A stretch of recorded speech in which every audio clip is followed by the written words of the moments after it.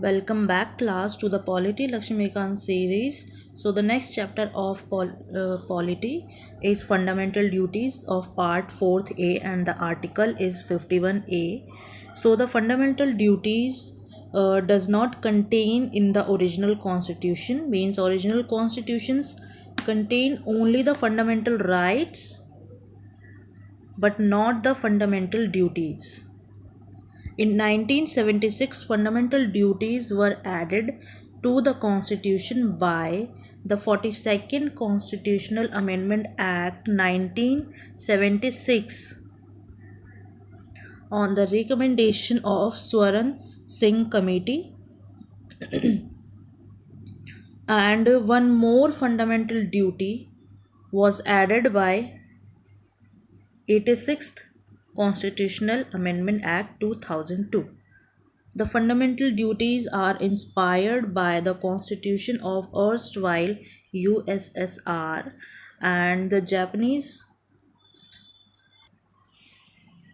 So, the Japanese constitution is the only democratic constitution in the world with a list of duties of citizens, and Supreme Court in 1992 ruled that in determining the constitutional validity of any law, if law in question seeks to give effect to fundamental duties, it may consider such law to be reasonable in relation to Article 14 or Article 19, thus saving such law from unconstitutionality. There is a exception that paying taxes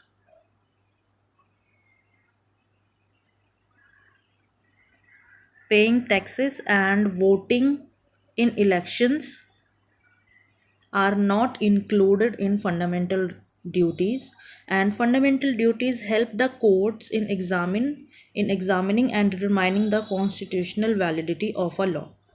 We have some recommendations of Swaran Singh committees that are in 1976. These fundamental duties were first recommended by Swaran Singh committee. Its need was felt during internal emergency 1975 to 77 internal emergency, and 42nd Constitutional Amendment Act 1976 added a new part 4th A to the Constitution, which consists of single article 51A, which contains 10 fundamental duties of citizens, but we have presently 11 duties, and last one 11th fundamental duty added by 86th Constitutional Amendment Act 2002. The committee suggested 8 fundamental duties, and it had suggested for the penalty or punishment for the non performance of the fundamental duties. So we have the fundamental duties are to abide by the constitution and respect national flag and national anthem.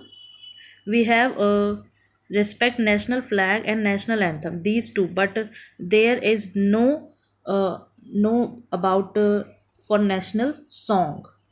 To follow the noble ideals that inspired the struggle for freedom, to uphold, to protect the sovereignty, unity, and integrity of India, to render national service when called upon to do so, to promote the common spirit of brotherhood among all Indians, and to renounce practice derogatory to the dignity of women, to preserve the rich heritage of country's culture, to protect the national importance included forest